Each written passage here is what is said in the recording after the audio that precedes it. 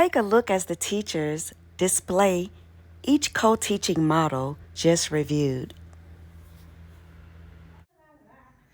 Our stools are going to serve as our students, and our teachers are going to illustrate a co-teaching model. Alrighty, hey everybody, I'm Mrs. Coleman. I'm Miss Rucker. Alrighty, and what we're going to go ahead and go over today are how to identify visible lights in an electromagnetic spectrum. But before we can even get into all of that, the first thing that we all need to identify is first an electromagnetic spectrum and how it consists of different types of waves that are organized from low frequency to high frequency. Low frequency waves include radio waves, like safe waves, and microwave, like you use the microwave every day to warm up your food. High frequency waves, which are dangerous and could kill you, are X-rays and gamma rays. Only waves we can see are visible light waves, like green, blue, indigo, and violet. And the way that we can even see these different types of waves that Ms. Rucker just mentioned is by how our eyes. It was very obvious to figure out which model this was because the students are all what? Together. So this was a whole group type of situation. And what model was this? Team teaching. What was the key component from that particular model that you saw that, I mean, they did so very well? Ms. Fullmore? They went back and forth, bounced off each other. They went back and forth, bouncing off each other. Not just talking, but they were talking content, rich content. Not only will that empower your co-teacher, but that also gives the students, as we saw in the previous slides, that gives the students a sense of what? Trust.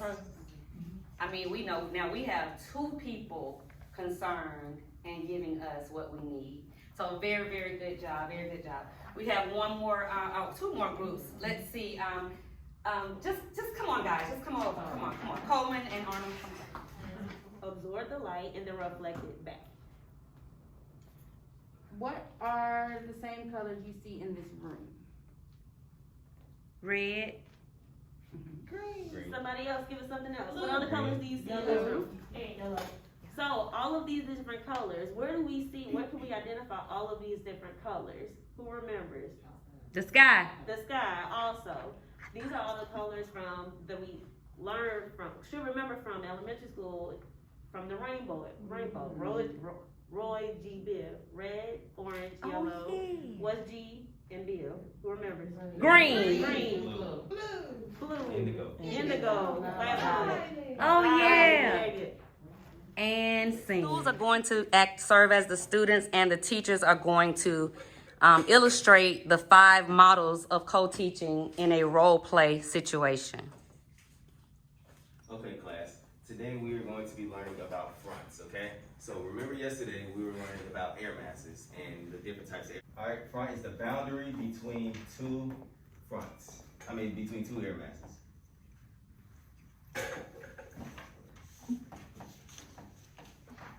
All right.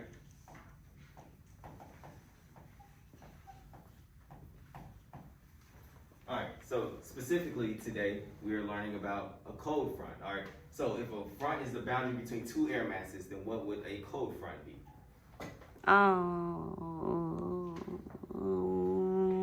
One man, I don't know. What's a boundary? A boundary is the division between the air masses. Between anything. So in this particular case, we're talking about fronts, which is between the air masses. All right. So a cold front, that means it's going to be associated with something chilly, something cold. All right. So a cold front. I saw a hand at the back. Can you illustrate or explain what are some key components of one teach, one support that we saw? The way that Ms. Gordon was making sure that all the students were focused onto what he was saying, it helped him to just continue his lesson instead of stopping. Awesome. Good job, Eva. So the stools are going to serve as our scholars, and our teachers are going to illustrate a co-teaching model. Alrighty, if you hear my voice clap one time, if you hear my voice clap 2 times. Today, you're going to be able to explain and demonstrate how to make a ham sandwich. And we will be splitting up. One group will be learning on how to actually prepare the sandwich, In the other group, we're going to discuss that whole two-part relationship in making a sandwich. Some of you all will be going with Miss Fulmore, some of you all will be going with Miss Arnold.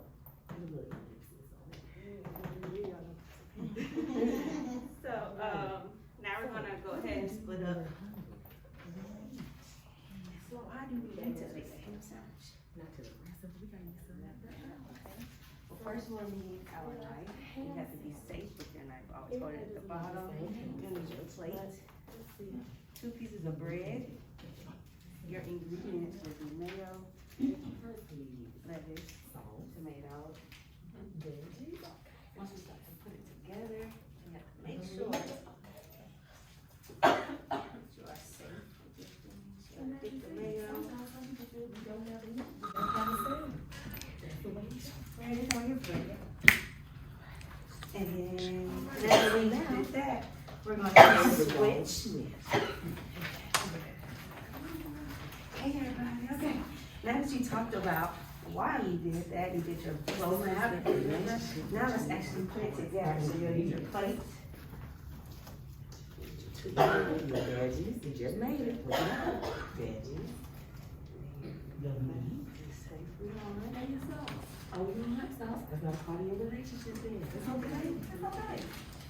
And so now that we did all of that together, you had opportunity to do your critical thinking about why you were making a ham sandwich, and then you actually had the opportunity to make a ham sandwich. So as a look for, what was the first thing you noticed about this teaching model? Split up, 2 split groups. And we know now that these groups are heterogeneous. Yes, we could do that really quickly after a formative assessment, split up. And what was a key factor or a key look for that particular model? That they were teaching the same thing, Yeah, just same different. Different ways. Absolutely. Different The models. same thing, different way. One learning target that was placed on the board, different methods, modalities, and then they actually came back together to mesh it all back together and let the students know that they were married. Okay. The same level of control as well. Absolutely. Same level of control, equality. I love the way that they both was like, hey y'all, so that's, you know, it was like the students were probably trying to see what they were doing over there, waiting on them to get to them. So that was really a perfect example of what model? Parallel. Very Because good. the key was the noise volume and proximity. So Fulmore was very close. Miss, not Clark, but Arnold was really close to her group. So make sure you're in close proximity and managing the noise volume. Awesome job. Give them some time. Very, very good, ladies. And our last group, not least, because I think they had a very challenging. The stools are going to serve as our scholars, and our teachers are going to illustrate a co-teaching model. All right, good morning, everyone. Good Let's recap really quickly. Everybody repeat after me. A, E, E, I, O, O, U. U. All right, thanks for recapping really quickly with us today, myself and Ms. G. We will be working on our letter sounds, and one of our letter sounds that we're going to focus on is the letter E. So it's going to be our target for the week. Also, we want you by the end of class to be able to sound out the letter E.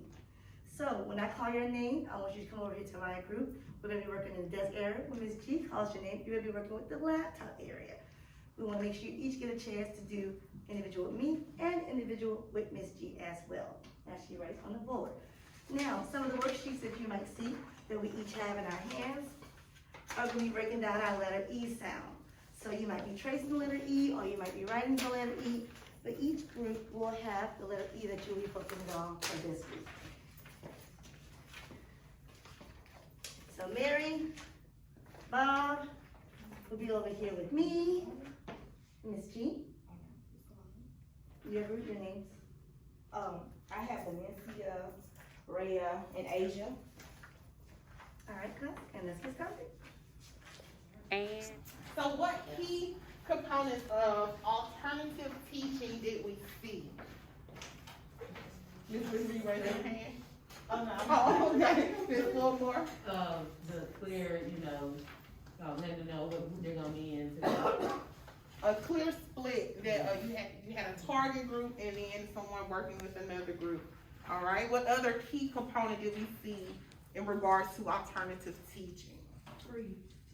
There was a lead teacher that handled majority of the instructional Yes. thing. All right. And then the co-teacher, was a real big support, but then also knew exactly how to model the assignments to their pull-out kids. Awesome. And I think I heard Ms. Williams say there was some element of pre-teaching. So Yes. you could insinuate. And she that tied it pre-teaching, in. And she tied it in. Very, very good. Very good. That is a high level skill to be able to tie in previous learning to today's lesson. So the stools here serve as the students, and our teachers are going to illustrate a type of co-teaching model. Okay, welcome students. Today we are building self-confidence. And today our target is to demonstrate self-awareness. So we have 4 stations, and we will, at each station you will receive a project. The second station, you will be working silently and independently as you put together a collage. And so then I will let my co-teachers explain how we will move about the station. So first of all, we want to go ahead and set our expectations for today. The conversation level should be a level 0, unless you are asked to give, to voice your opinion or something. And then if you need help, you need to raise a quiet hand. The activity is that we will be working in independent stations, and we will have an independent station and then 2-3 teacher-led stations. The movement is that you should be sitting in slant until you are given further direction. I know that you're participating because your eye is attracting us, and at that point, we all have the opportunity to be successful. My station, the station that we're working with is an event or a person that they can connect themselves with. This is a research. You're gonna research a person that you're able to connect with, and that's going to continue to work with the building self-awareness. On your station, how we're going to break out into our stations, when we have the 4, you have something already placed, and that's the station that you're going to. Our first station is the white station, then the pink station, and the purple station, and then we have another pink station. So there's a dark pink station, a light pink station, a purple station, and a white station. I will be working at station 1, where we will be talking about our Black is Beautiful and creating a poem. So if you have a white popsicle stick on your desk, you'll meet me in station 1. I will be working in station number 3. If you have a light pink popsicle stick on your station, please report to station 3. We're going to do the research of the person that you can connect yourself with for self-awareness. And I will be working at station 4 with Black Joy, what brings me joy, and we're going to create a personal affirmation. And you want to give station 2 some more direction one more time before they break out, Ms. Thomas? Yes, at your station 2, you have all of your magazines, glue, and scissors to make a collage about what represents your Blackness. And sing. Body station teaching. What are some keys that we saw? Some things they highlighted during their role play. Ms. Gordon?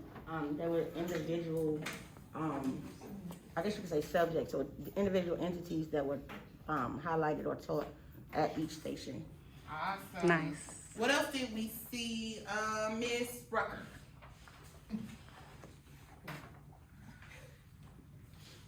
They clearly explained what they were doing in each section. And I did see you reiterating the learning target. Yes, she did several Give them times. a round of